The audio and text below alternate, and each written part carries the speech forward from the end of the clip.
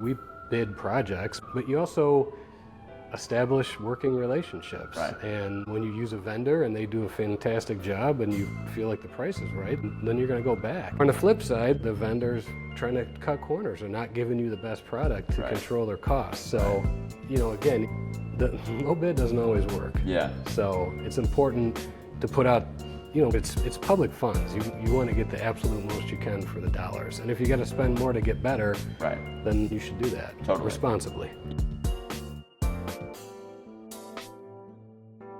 All right, Glenn Caldwell, thank you for joining episode 11 of In Pursuit. I'm super excited to have you on the show. You're the first township manager that we've had on the program, and super excited to dive into all the things that are unique to running a township in the state of Michigan. Thanks for joining. My pleasure. So your story, I want to get into how you got into government initially. So what I recall was you were going to Novi High School as a 16-year-old, and you had a co-op. Walk us through how you got into that. Yeah, I was in a accounting class, accounting 101, whatever they may call it, and the teacher I had was also the co-op manager for the high school, and high school school in general is not my favorite. I think she picked up on that and offered this co-op opportunity at the city of Novi, which was right next door in the finance department, and I thought, God, I can get out of school at 11 o'clock and get credit and go work. Yeah. Sign me up. So I started there, I don't know, at the beginning of my sophomore year and did 2 years, and the July 1 budget came and I went full time right out of high school. Right out of high school, you started the July after you graduated. Correct. And what was the work you were doing when you first joined? That was the city of Novi. The city of Novi, yeah. So when I was co-op, it was mostly payroll, time cards, data entry. We got into we had a grant for police overtime, tracking all that. Okay. Just a lot of numbers. Yeah, but I mean that's really important foundation for somebody to see. It really was. You really get an understanding of how the departments interact. Quite frankly, I didn't know anything about local government, so you find out quickly all the things that go on. And so I got a good understanding of finance, and then when it was full-time, it was actually a position in the manager's office. At the time, the manager's office included HR. HR was not its own department. The assistant manager was also the HR director. Okay.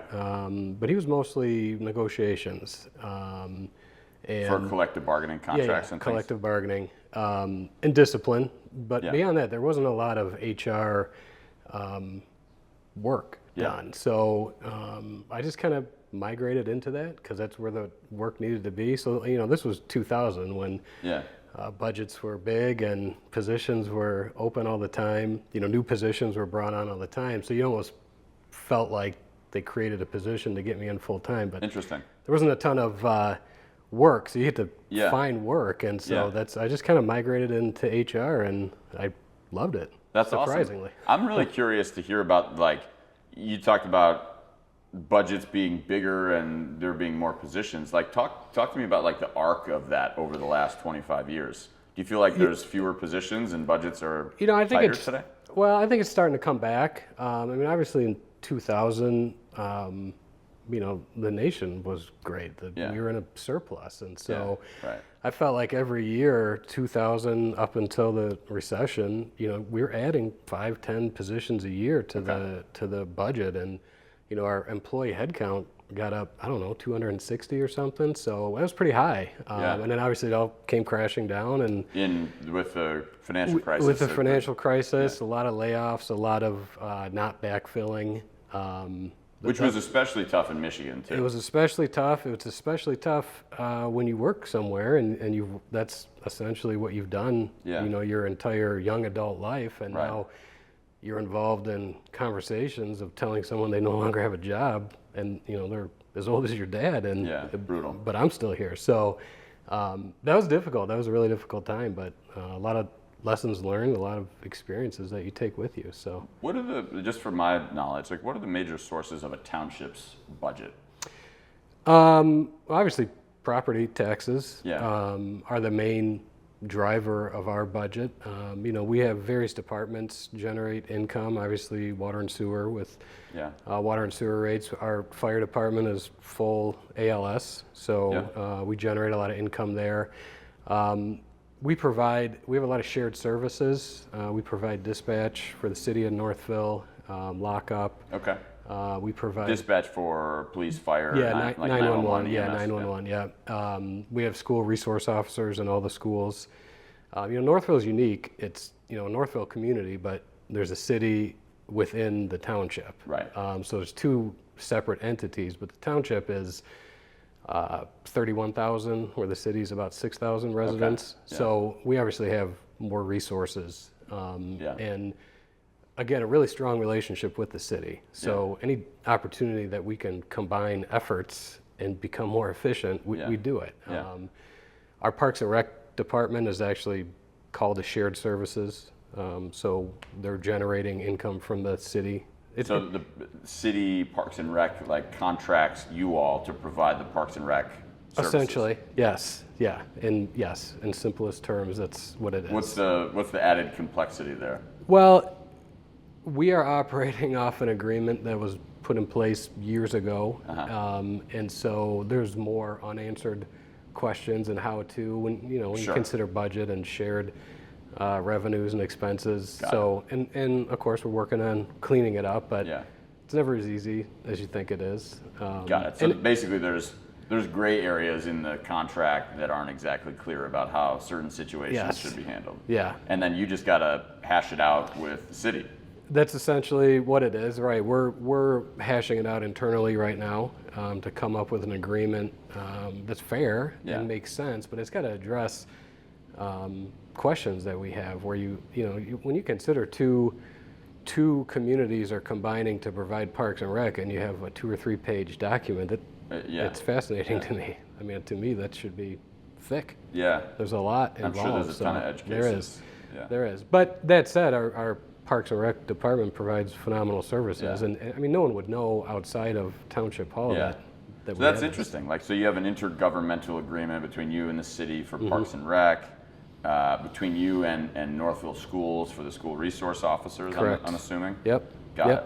And is and I don't know, you don't have to answer specifically, but how much in excess of the cost? So obviously you're incurring costs to employ those school resource officers, for instance. How much in excess of the cost do you guys generate? What do you mean? So for if it costs you $100 to employ a school resoce officer, does the township get more than $100 back? No. It's just straight cost. We get. It's some unique calculation.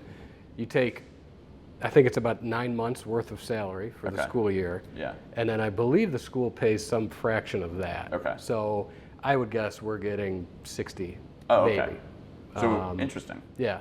So, but I mean, again, we provide the police. The expectation is, we're going to pay for that officer, and then we're going to essentially loan them to the school, and they're going to pay a reduced fee. Some portion amount. Right. Okay. Because I mean, ultimately, that we're not, as a local government, we're not looking to generate revenue. We're providing services to the community. Yeah. So, and again, we always, it really is the 3 entities: the township, the city, and the schools. But as collectively, we're the Northville community. Yeah. And all 3 entities have that mindset. Yeah. So, I mean, it's strong relationships. I meet with the city manager and the school administrator fairly regularly. Yeah. Just to talk and just to keep those lines of communication open. Yeah. So, cover issues off and things. It's and so those are 2 other entities that you interact with regularly. Yeah. I think there's certainly more than that also, right? Because you talk about the county. Yes.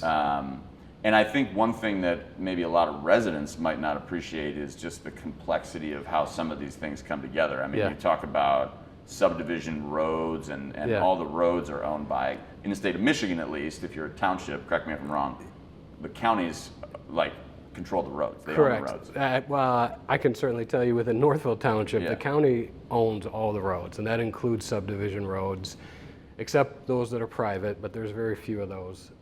And so we get a lot of calls on roads. Yeah. And it's hard when you just say we don't own it, sorry. Yeah. I mean, we don't say sorry, call the county, but we work with them and we have connections, but your hands are tied. Right. We don't have the resources, we don't have the equipment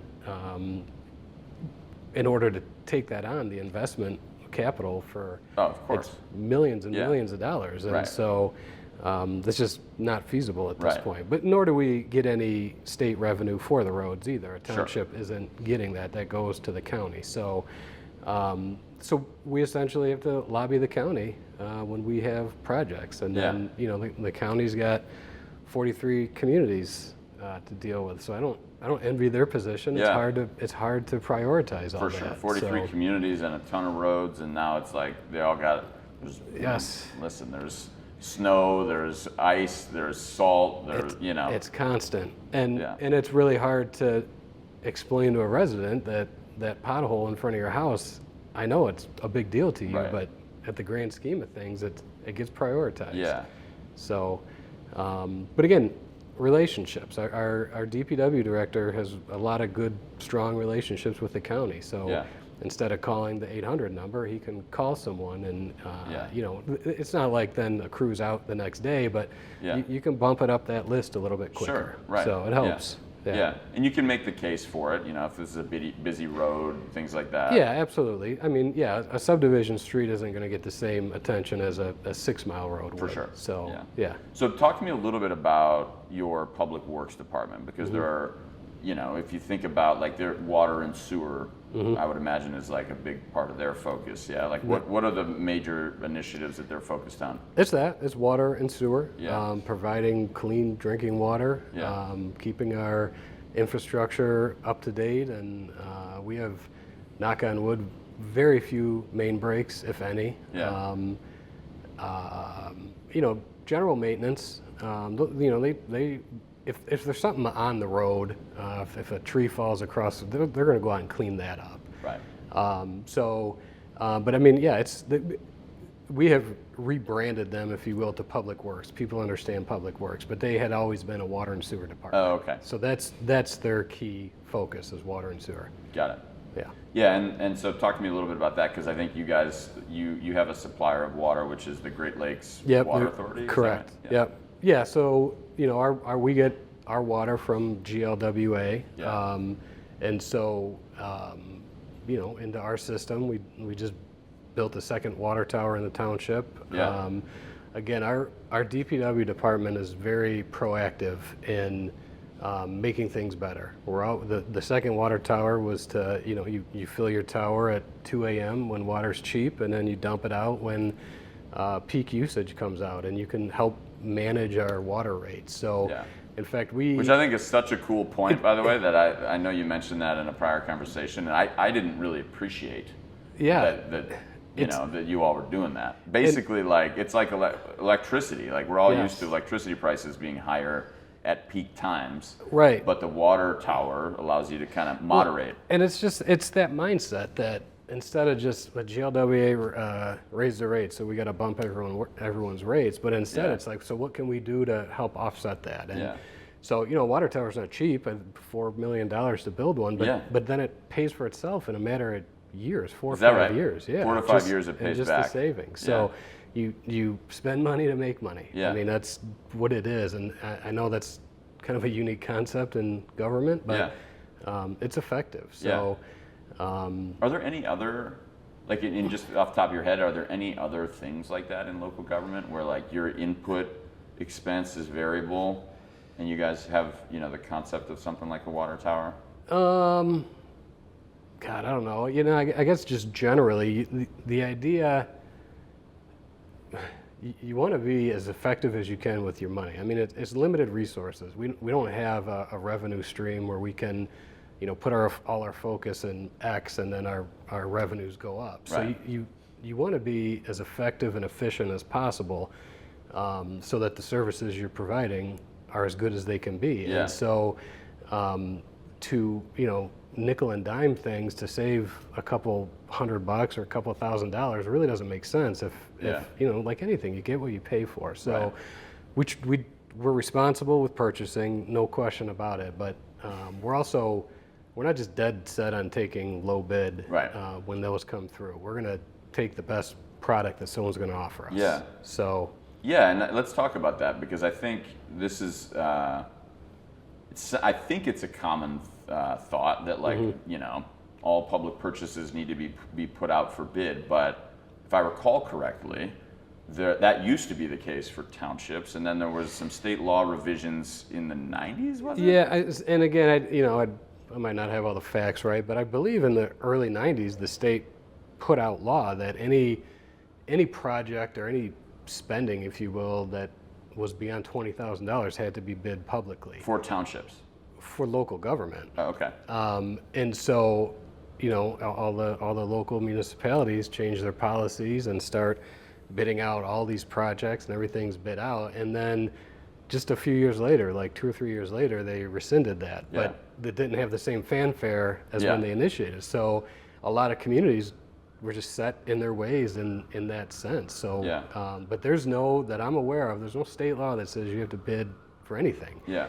There's certain, I think, water projects or infrastructure over 50,000 that you have to.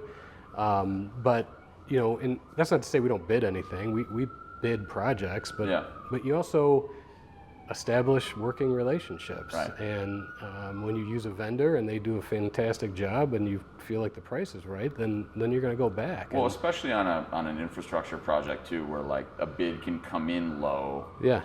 Even, I'm not saying it's, you know, the contractor being nefarious even. It's Correct. like the bid just comes in low, and then you got a change order, and now oops, like exactly, we didn't plan for that, and it works out to be 2x as expensive as what the other bid that, you know, so. And you've added a ton of workload, a ton of meetings. Totally. You got to go back to the board and say, well, they missed this. Right. Or on the flip side, the vendors trying to cut corners or not giving you the best product to control their costs. So, yeah, it's, you know, again, the low bid doesn't always work. Yeah. So it's important to put out, you know, it's public funds. You want to get the absolute most you can for the dollars. And if you got to spend more to get better, then you should do that responsibly. Yeah, right. I mean, that's kind of another good example of the water tower. So for the state of Michigan, my understanding is there's like, of course, there's federal law at the top, then you got state law. For cities, like for instance, the city of Ann Arbor, there is a city charter, then there are ordinances, which is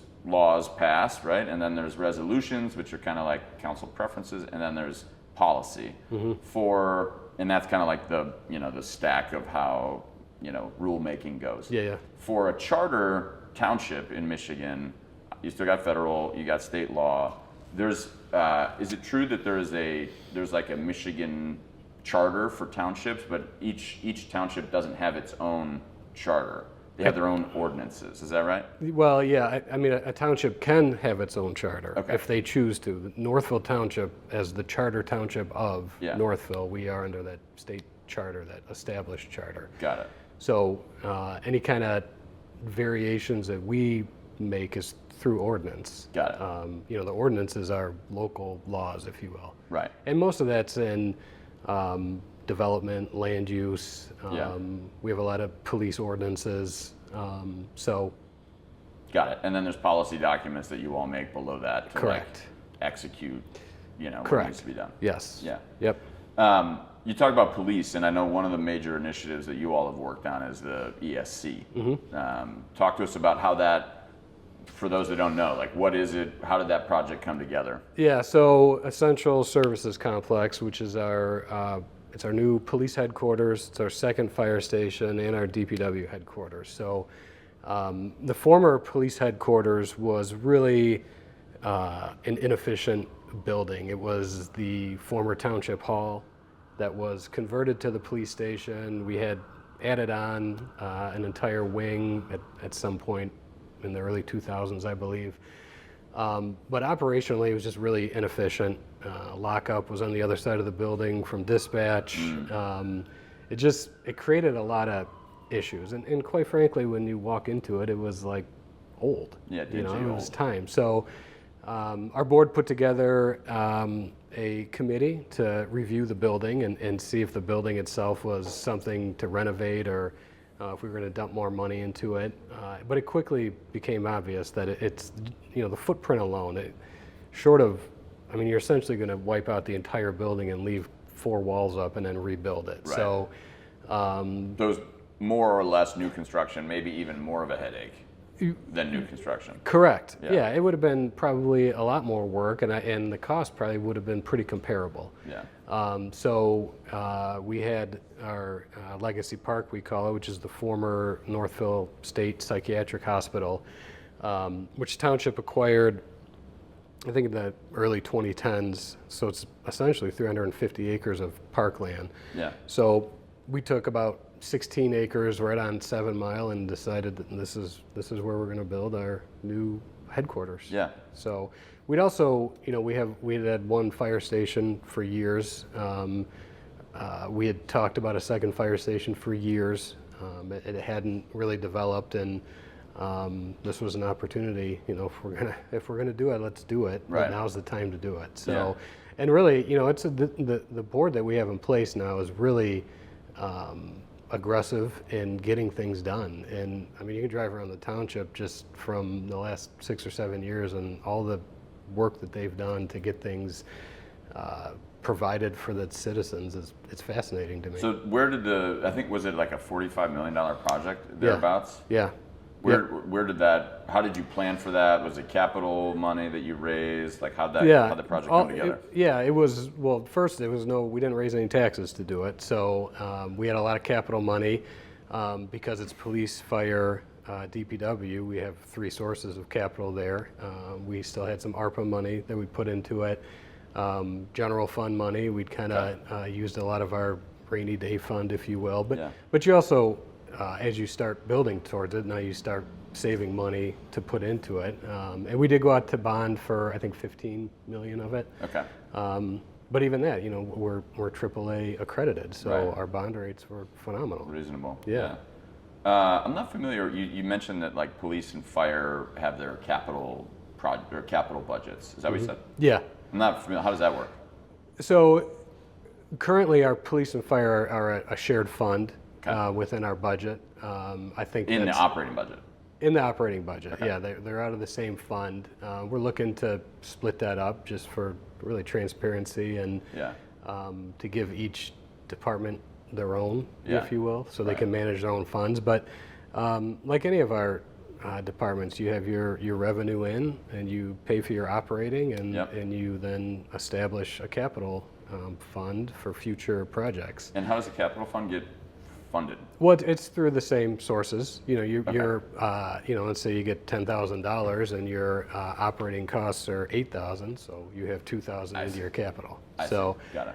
But then we do, a capital improvement plan, and we look out 6 years for capital projects. And again, our capital projects are $25,000 or more, but that require ongoing maintenance. So, a lot of times you see communities build something, but they don't consider what the ongoing maintenance cost is too. Classic fail. Correct. So we're always looking at that too, and those costs are included in our capital plan. Got it. So just to play that back, make sure I understand. If there's $10,000 that go into, let's say, the police budget annually, and the police is like, from an operating expense perspective, we only need 8, that incremental 2 can basically be set aside for a capital budget, and now as that money accrues in there over the time, that can be a source of funds for one of these capital projects. Correct. Is that right? Yeah. So then you take that capital improvement plan, and you 27, 28, 29. So you're planning out until 2032, and then it's budgeting. How often? I mean, it seems hard to forecast, right? Like, I have to imagine there's things that come up. Always. Like, how does that work? Like, how does a new project, how common is it that like something that takes material capital expense just like shows up? Fairly regularly. I mean, you never want to, so you put the capital improvement plan in place as a placeholder for the funds that you have. These are the things that we need to get done in the next 5 or 10 years. It's the stuff that this water main's aging, this whatever, right? But you also prioritize them. And then when something happens or a new opportunity arises, then you shift priorities. And so things might get pushed things get pushed all the time in Right. government, but Yeah. you want to allow yourself that flexibility to be able to jump at an opportunity. Sometimes capital projects get pushed forward. Yeah. A lot of times out of necessity, but a lot of times out of opportunity. Right. We recently had a contractor out doing a pathway in Legacy Park, and it was a stone pathway, and they had all their tractors out and their compactors and making a really nice pathway, which was fantastic. But our parks director talked to him and said, hey, we need a gravel lot over here by the water tower. Yeah. And So while you're there. so instead of paying again to have them Right. back out, they're Right. already here. So Yep. the $40,000 budget item came in at like 22,000. So we'll spend 22 now instead of spending 40 in 2 or 3 years. Yeah. So opportunities like that Got it. come up. But like everything though, it goes back to that relationship. Right. Our parks director is proactive to go out there when this project's happening and talk to the people and Yeah. talk to the vendor and the project manager and just see what opportunities while you're here. You've got a super unique, I think, philosophy on leadership that I want to come back to in a sec. But as far as like the capital projects, I'm just curious. Like, so you talked about it going through 2032, and it sounds like you're making updates to it on the regular. Do you? When are you starting to like hatch a new version of that? Right. Well, we do it every year. So you get an updated. Yeah. So right now we just, I think a week or two ago, did our 27 to 32, I believe it was, and then next year we'll do 28 to 33. Now these. Okay, so it's rolling. It's a rolling, and this isn't. There's no approval to this. Yeah. This is a planning document. Yeah. The board doesn't approve the capital improvement. Each project goes in front of the board. So that just because it's in the capital plan, and if we take it to the board and they say no, Right. then it doesn't happen. So, yeah. It's a planning tool. Yeah, heard. Totally. Makes Yeah. sense. So you have, in terms of board approvals on like financial stuff, it sounds like I'm assuming there's like, the annual operating budget. You guys put forth the Yes. proposed, they approve it. Cool. You got the approved operating budget. And then each capital project is approved by the board individually. Is that right? Yes. Yeah. Yes. The project is approved by the board. I mean, the board approves anything over 20,000. Any expense over 20,000 has Right. to go to the board. Right. So, but even that, there's flexibility. When we were building the essential service complex, again, it's a $45 million project. There are a lot of expenses over $20,000. Of course, yeah.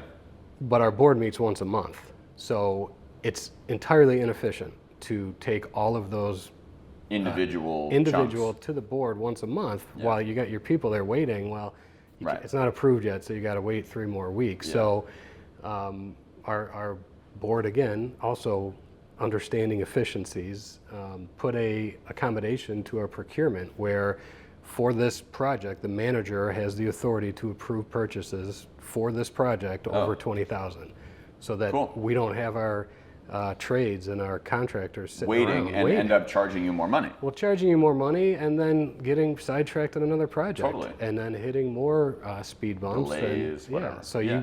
you tell them you got to wait a month and they got stuck and now it's 2 months and we would have never, we might still be building it. Yeah, So, I mean, I think that, again, that's like, there's the phrase common sense isn't so common. Yes. But like, that's just common sense and It it's is. awesome to see. So basically you're saying for certain capital projects, the board can delegate the approval to the township manager. They can, and typically that's not, this was a one-time. Yeah, it was a $45 million thing. Correct. Yeah. For a standard project, if it's $100,000, they're going Yeah. to approve the project. Now, change orders, I think that exceed 10%, then have to go back to the board.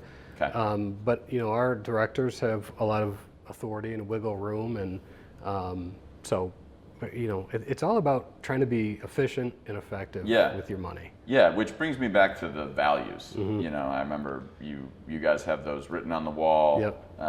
And I know like your philosophy on leadership is a really interesting one. Especially having been, an HR director for as long as you have.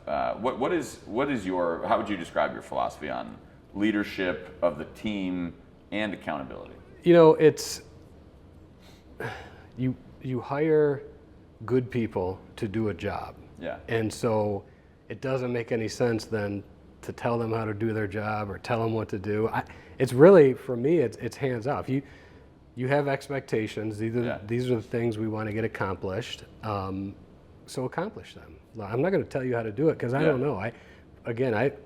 HR is my background. Yeah. That has nothing to do with police operation, fire, DPW, finance. So it would be impossible for me at this stage to know a fraction of what any of those directors know. For sure. They've been doing it their whole career. Correct. And they've seen all the movies. Yes, right. So, again, I keep going back, it's relationship building is key to everything. Yeah. So you build that trust and you build that ability to speak freely with people. And, I always want to know if there's an issue, what it is, like we need to know the issue right now. Yeah. And then, fact-based. Yeah. And then what are the solutions? What can we do? Yeah. Because, the worst thing you can do is trying to hide a problem. And I always tell people, instead of continuing to dig the hole, stop. Yeah. And Totally. get out. Put the shovel down and get out, and let's fix this. And so, people want to do their job. That's it. Give them the expectations and let them do their job. And when they have the ability to make decisions without having to run everything by me, they make really good decisions and they're really effective. And then they delegate to their people, and it's just a cascading flow of efficient work. Totally, and it's empowering. It's very empowering. How do you think about? So you talked about you have the expectations. How do you think about that? Like, do you have like quantitative stuff, qualitative stuff? I guess the reason why I ask is like, if something does require course correcting, and I'm sure it varies in each of the departments are different, but like, are there any general thoughts or principles you have around that? It's communication is everything. So I meet with each director weekly. I mean, we have a one-on-one. My Mondays and Tuesdays are all one-on-ones with directors, and it's just talking. How many directors report to you? We have 9, I believe. Maybe 8-ish, yeah. But it's a really informal conversation. Some of them bring an agenda, some don't, and that's perfectly fine. And just what's going on, what projects are going on, how are they coming along? What are the challenges? What do you need? Staffing. We talk about staffing if there's issues, if you're having personnel issues, but it's addressing them. You can't push it off. Right. Problems only get more expensive. Yes, the more always. You ignore them. And again, when we talked before, we talked about how the work environment, it's not a family environment. This is a professional setting, and the expectation should be that I am going to give you feedback on how you can improve or where 100%. Your deficiencies are. And if you can't handle that feedback, then perhaps this isn't the right environment. Yeah, totally. You're working on behalf of the people. Correct. People are counting on you to do that. Yeah, and we're flexible, and it's not we're not bringing the hammer down and you mess something up and now you're done. It's you got to learn from mistakes. You got to fix them. You got to own them first and foremost. But again, it's treating people with respect and allowing people to do their job. And it's fascinating how much people actually do when you just take a step back and say, this is yours. I'm here to help you. Yeah. So I think that's true in a lot of workplaces, and I would imagine, in a public sector workplace, that motivation to both my parents were teachers, and I know just educating kids and helping kids was always like the thing that gave them energy. Serving the communities that these people work in, like that gives public servants energy. It does. It's great when a resident calls and says thank you. This was a job well done, and quite honestly, that's all they want is to hear from you. Even when they're upset or you get an email and you read it and you always put your own tone to an email and you think, God, they're riled up, I better call them, and they're not. They just want to talk. They want someone to hear their problem and acknowledge it and then educate them on what the process is. There's always processes. It's still government. It's not. We're never going to be able to just come out and fix your problem for the most part. A lot of times we can, but people just want to understand how to get to the finish line. Totally. So how do you think about, from the perspective of like a longtime HR director, educate me on like how the different departments work? Because my understanding is, like, for instance, there's, you know, the police, I believe, are part of a police union. Firefighters part of a firefighter union, and so on. And there's a handful of those that you collaborate with. Right. What is so, that? Yeah, we have 5 unions. So we have our police officers. Okay. We have our command officers. Okay. We have our firefighters, which includes the fire command. We have our DPW employees, the water and sewer group, and then we have our clerical staff. Okay. So, I mean, it really, it's... Is that 100% of No. township employees? No, and then, you know, directors and, you know, supervisors, kind of managerial to... Okay, so management people are not in any of those Correct. individual units. Yeah, really, Township Hall minus our clerical staff, you know, our data entry, our front desk. Okay.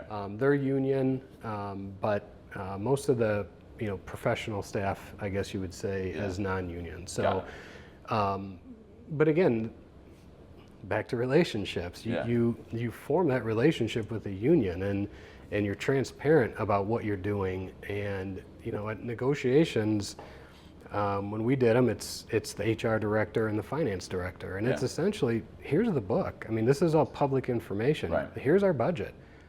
You're asking for 10,000. We have 8. Yeah. It's straightforward. Math needs to math. Right. Math needs the math, and it's really important that you have those conversations even before you're formally negotiating. Yeah. You know, it's constant education and building trust. I mean, that's what it is. How long are union contracts? Are they like usually 4, 5, 6 years? Something Yeah, like that? they're typically not 6. We usually 3 to 4. Okay. And then some governments will stagger them. Some will try and keep them. Yeah. You know, it's preference when you stagger them. Whether to stagger or put them together. Yeah. So if everyone's a 4-year contract, then every 4 years you're negotiating 5 contracts. Right. So that makes workload-wise, that seems. That's almost hellacious. overwhelming. Yeah. But then your other 3 years, you don't have that. So Do you feel like that? What's the argument for? I mean, the argument against doing that is like, well, we're going to get absolutely buried with work every 3-4 years. Is the argument for it that, like, you can play them off each other? Like, what is the argument for doing that? Honestly, I think the argument is I don't have to do this for 3 more years. Okay, But got it. but then I think the staggering is probably a better way to go. Yeah. You know, things change. Right. You know, if you can somehow get 1 a year, that would be ideal. We're not quite to that spot. When I got, it was actually really nice. When I got to the township in 2019, they had just negotiated 4 of the 5 contracts at 5-year deals. So I got there and I essentially had 5 years to learn these unions, to build those relationships. Right. And so we did 4 contracts in a year, and it was effort, it was work, but it wasn't grueling because you know these people and you've built that trust, and they understand that what you're saying is true. You know, I'm trying to get as much as I can for you, but it's got to be reasonable. Right. So yeah, it has to come together in the budget. Right. Correct. So, pardon my ignorance on this, but, like, for instance, take one of those 5 unions, or any one of them. So there's those unions. Are they specific to the township, Charter Township of Northville? They or does that for instance, like the fire union, does it serve multiple fire departments? They're locals. So the fire specifically, it's the IAFF, International Association of Firefighters, and then that's the parent union, and then every department's a local. So we have a local, whatever the 4 numbers are, I couldn't tell you off the top of my head. So some unions use a business agent to negotiate with them. Some, like the fire, does not. And that's really preference, I think. More historical. They've always done that. We don't use attorneys at all. Oh, really? Yeah. That's surprising. You know, to me. Yeah, I guess. I guess in my mind, this is for the township. Yeah. This is our place of work. If we can't yeah. figure this out ourselves, I just feel like, you know, if you get attorneys there, then what are we doing? Just let them figure it out. They're gonna. So, you know, we try and write the contract in plain terms so anyone can pick it up and read it and understand what it's saying. And there's got to be an attorney reviewing it once you come to like an agreement in principle, though. No? No. No? I think the union has an attorney approving it. Okay. But again, a lot of times, and the business agent really for, police uses one in our water and sewer and clear. So really it's just fire that doesn't. Okay. They kind of act as, they're not an attorney, but they're looking out for the best interest Sure, of the and they've union. negotiated a bunch of these. Right. But it's the you can tell immediately the relationships that's there. Because I've had business agents say this was way easier. It's not adversarial. The township wants their employees to be successful, to make money, to want to be here. So, but again, it's got to be reasonable. It's got to be mutually beneficial. Yeah. So there's challenges because there's typically not a lot that we're asking. Yeah. The union's asking for everything, and there's not a whole lot that we're asking back for. So you're kind of in that corner. Do you find, practically speaking, like, I'm just trying to imagine one of these negotiations. You read about it in the paper where, for instance, in Southeast Michigan, you get a lot of like auto union stuff that's in the paper. And it seems like there can be, even Ann Arbor Public Schools, there's it seems like there can be a chasm between administration Absolutely. And the union. How far off, in your experience, So fortunately, where we are, we have 160 full-time employees. Yeah. We have 40 in the fire department. So taking the fire specifically, 40 people, especially as the HR director, I know all of them. You knew everyone by name. We've talked to them. Yeah. So Yeah. it's, when you get them separately as a collective, they understand that they're negotiating with me, and I'm doing my best for them and for the township. You're almost like the middleman. Right. And so it helps. Yeah. I can't imagine negotiating a contract that represents thousands of people because the group doesn't know you. You become kind of faceless. Yeah, you do. So again, the township is really the perfect size to be able to it's an important effectively manage. And even as a manager, I don't meet staff nearly like you did in HR, every new person comes through your office and you have at least an hour to get to know them and establish that. You don't really get that as the manager. So the other thing that's still, I don't think I'll ever get used to it, is the title. And people are hesitant as if I'm some person that they can't come talk to, which is funny because in my mind I'm thinking, oh God, that's a police officer. I don't want to go talk to him. Yeah, right. But they're thinking the same thing. So I gotta force myself. Isn't that funny? It is, right. And I'll never get used to that. It's just who I am. I think that's a good thing to get used to. So, how do you think about? I guess it's like curiosity that I know many people have had is like when it does come to some kind of disciplinary issue. Like how do you typically work through those sort of things?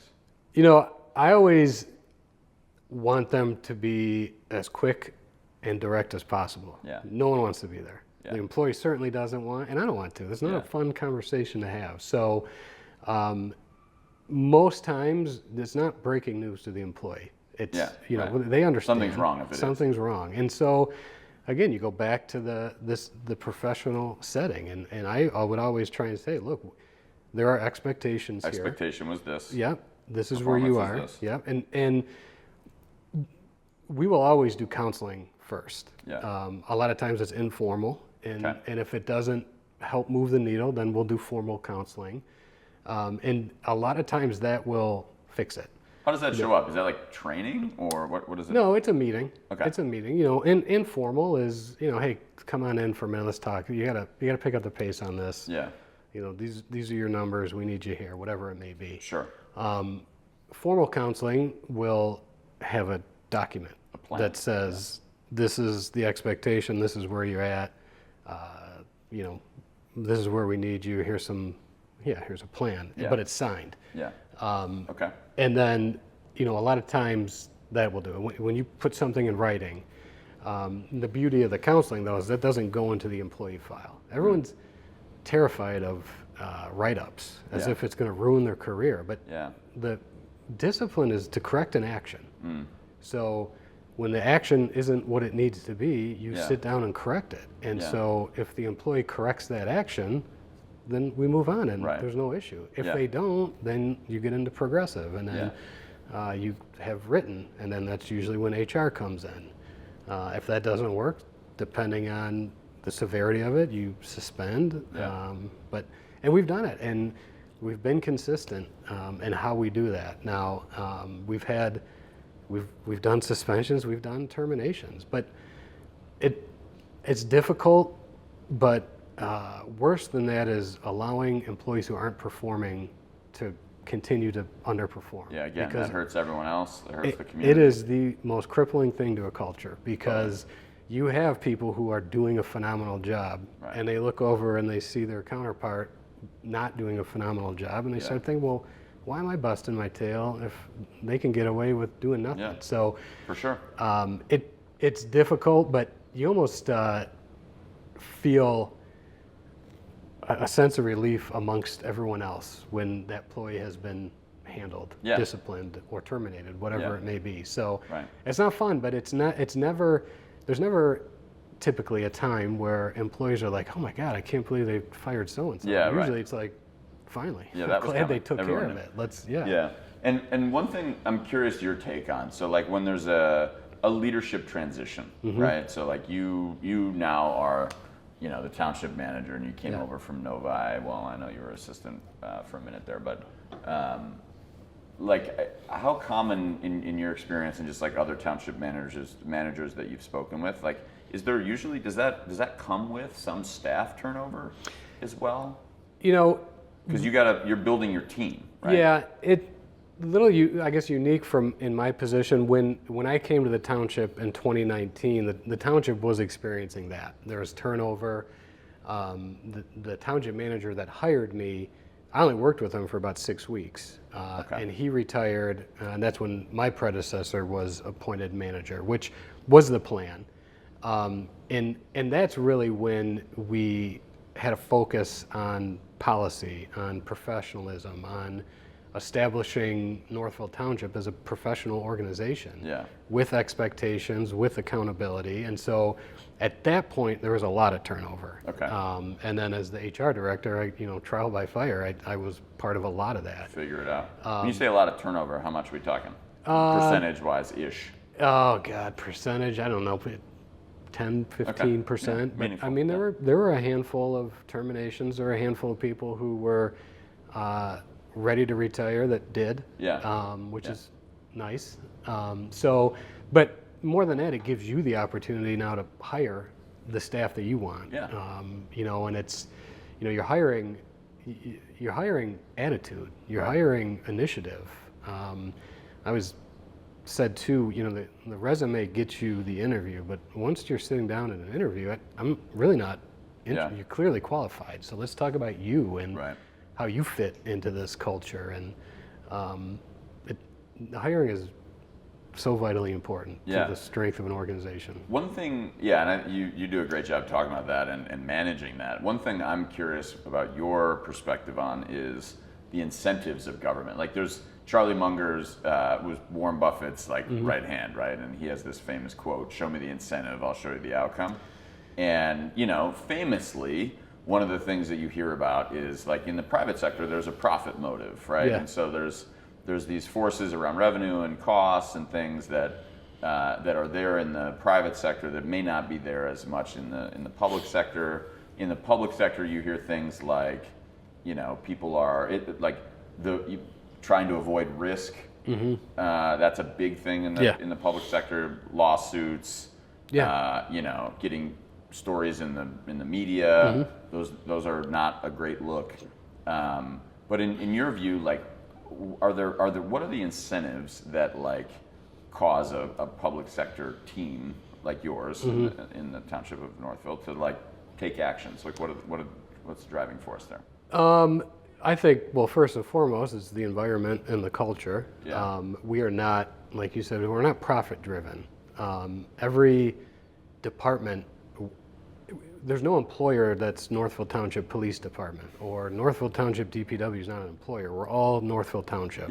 And so we're all ideally working as one unit. We're all working with each other to make everyone's life easier. If everyone's arrows are pointed in the same direction, then everything's working, right? So So you have that. It's assuming a different kind of pressure, but it's also government, and things move at government speed. Right. So you're not going to have even with the essential services complex. It's not like our DPW chiefs. I mean, they weren't putting in 80-hour weeks to get this thing to the finish line. I mean, they're involved, they're in meetings, but you always have that flexibility. I mean, government is 8 to 5, Monday through Friday. Yeah. You know, you don't work weekends. Yeah. There's night meetings because there's committees and board of trustees, but so you flex it. And I tell all our directors, you do not need to ask me for vacation time. Yeah. Don't say, hey, can I get next week off? You put it on your calendar and you go. You Make run sure a your team knows. department. Yeah, that's what we do here. You're right. If you want to go, if you need time off, if you know the expectations. Yeah.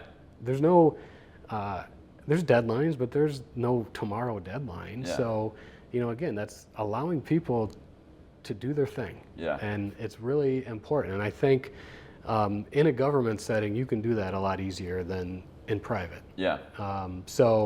But all of it, I mean, benefits are better. There's no question the benefits in a government entity are better than private. How so? What does that look like? Just healthcare. Yeah. Our health insurance plans.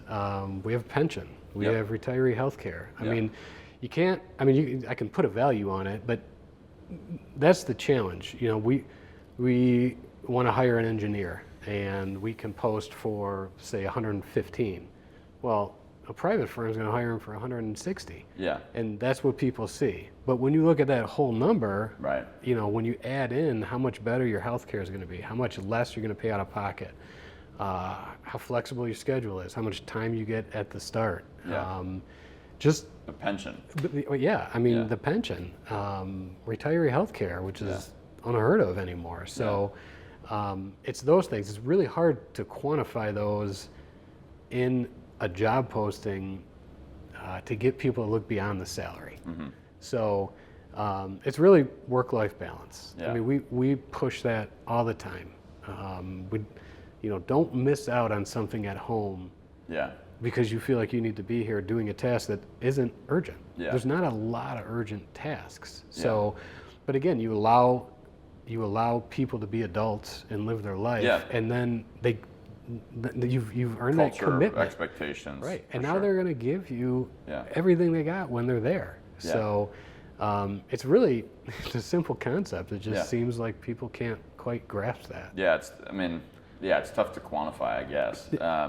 How real is it that, like, if a project goes off the rails or someone signs up a contractor that doesn't deliver or is like seen as risky, how real is it that that could cause someone to lose their pension, for instance? Like when you are terminated, do you lose your pension? Is that no? Because how does that work? So the pensions are guaranteed. But there's vesting. So you have to have 10 years of employment to vest into the pension. Got it. So if you're there fewer than 10 years, no pension. If you're there 10 plus, you have that pension. Got it. But there's all kinds of different parameters with it. There's Act 88. So if you come from another community, you don't lose your service in that community. Okay. In most communities, otherwise. Then once you're here in a pension, you're here for life, because why would you ever leave? Right. So you're at Novi for 5 years, you come to Northville, those 5 years count toward your 10. Toward your 10 only. But then the pension itself is your compensation times your years of service at the township. Okay. So your 5 years from Novi don't count towards your pension value. They just count towards getting you to the pension. Yeah, and how does the pension values are that's like is that part of the collective bargaining agreement? It is. That it's determined? It is. Okay. Yep. And so then, if you ever want to revise the pension moving forward, does that change the pensions that were agreed to in the past? No. Okay. No, it would. Well, I guess it depends how you bargain it. If you wanted to change it to the past, then you have a significant upfront cost to fund the past. Got it. So that is a commitment that you can't negotiate later. I mean, you can always negotiate it, but that's going to be the only thing they want, and they're probably not going to get it anyway. I mean, that's millions and millions of dollars. Like City Detroit bankruptcy was a topic, but and that's different. I think when you bring in an emergency manager type, I think they have different abilities. Okay. But we're not there. We focus on funding our pension, right? Because that's a draw. Because we are able to get employees. We don't have vacancies across police and fire. I mean, we do, but we don't have 10% of our department vacant. It's just standard turnover of employees and the hiring process. So, As you look forward, so one of the things in wrapping it up that I wanted to ask you about, as you look forward, there's, for instance, Jeff Bezos has this thing where, he's trying to figure out, everyone's like, what's going to change in the next 10 years? He has this thing like, what's not going to change? And like, let's be good at the things that are not going to change.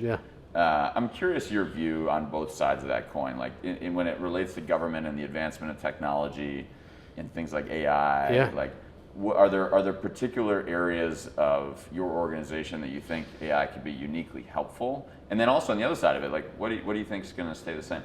Well, I think what's going to stay the same is customer service. I mean, we are always here to serve the citizens. And so no one's going to be satisfied talking to a bot or some kind of AI agent. We're always going to have people who know what they're doing, who can answer questions and get results. But there's no question that AI is going to help efficiencies. And our IT director is very in tune with AI.